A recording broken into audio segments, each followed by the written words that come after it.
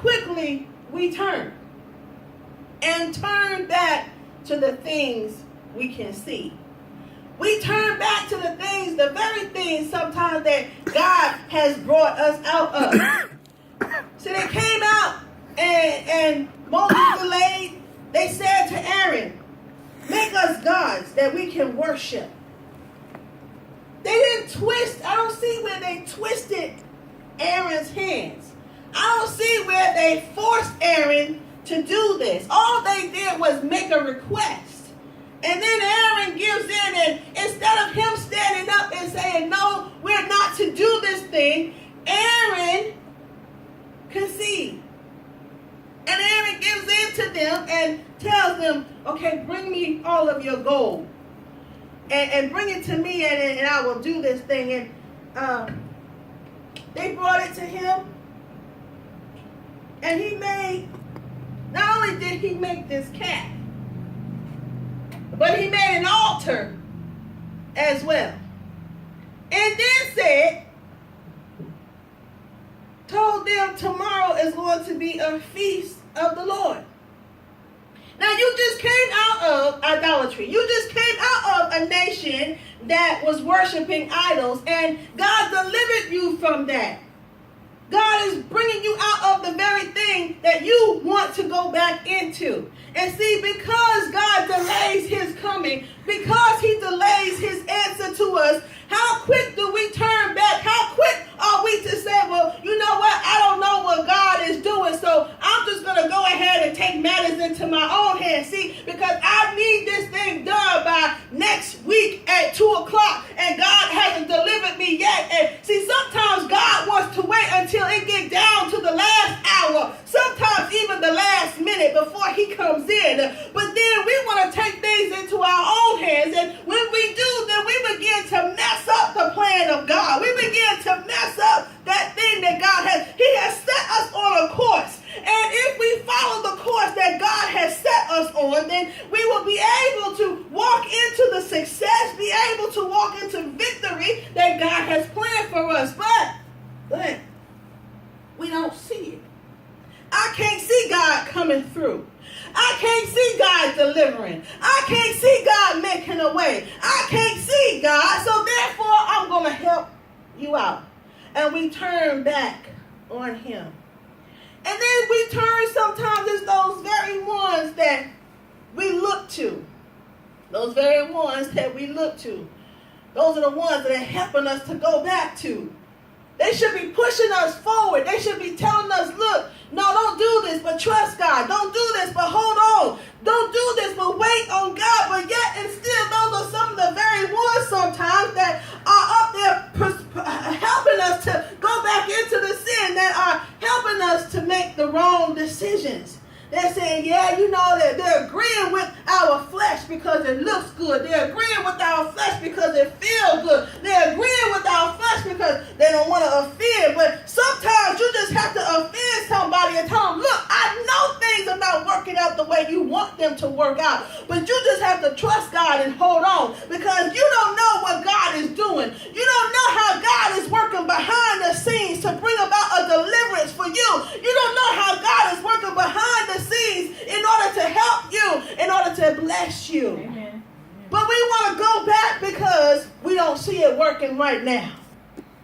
And we have to know that God doesn't work on our timetable. So, but because he doesn't work on our timetable, we get frustrated.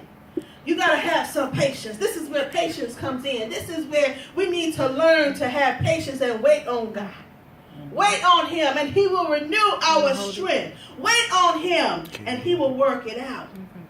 But see, because they went back and they turned back and they went back into idolatry, went back into doing the thing that God didn't want them to do, serving these idol gods, God was ready to come down on them. They have transgressed against God. And when you transgress against God, you have to know that there are consequences that we have to face.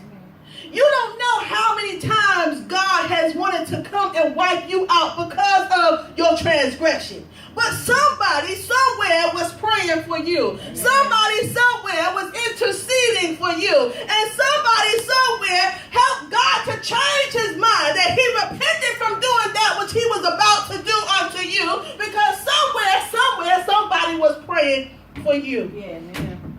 Hallelujah.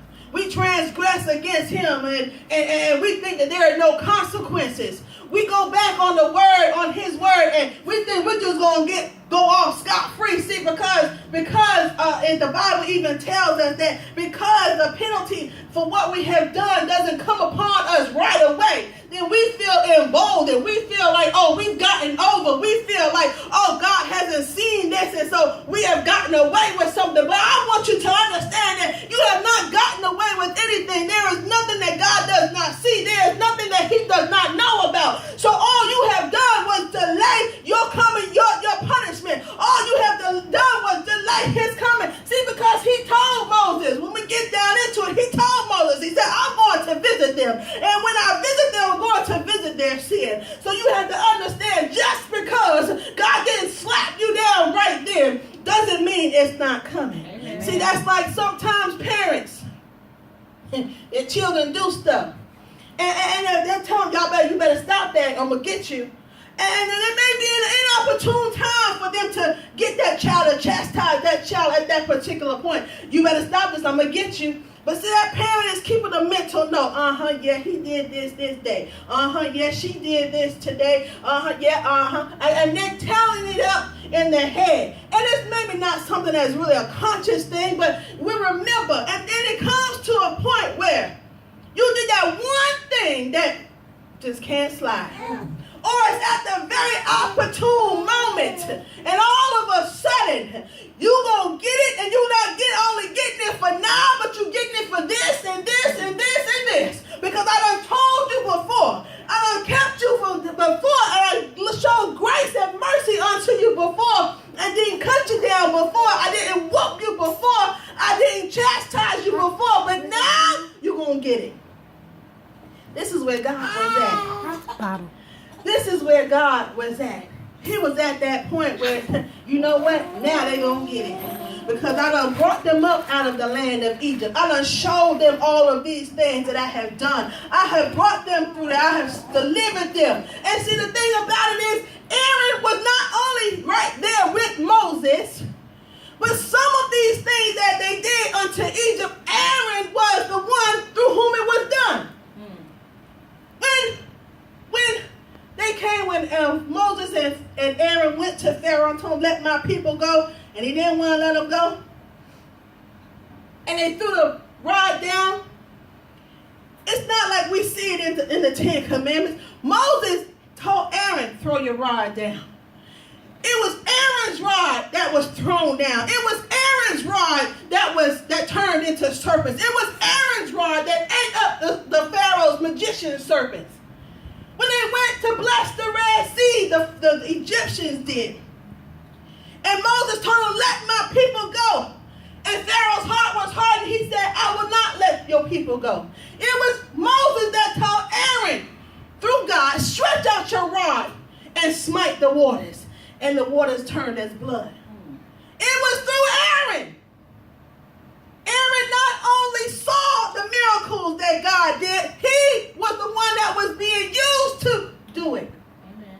And yet, when the people come unto him and tell him, up, make us a god, and we will serve these gods that brought us out of Egypt, he just lay down and do it.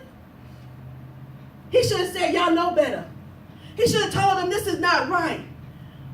He should have told them, you know what God did. You saw the deliverances that God has brought.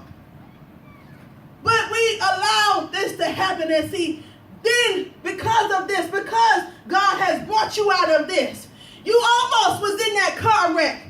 And because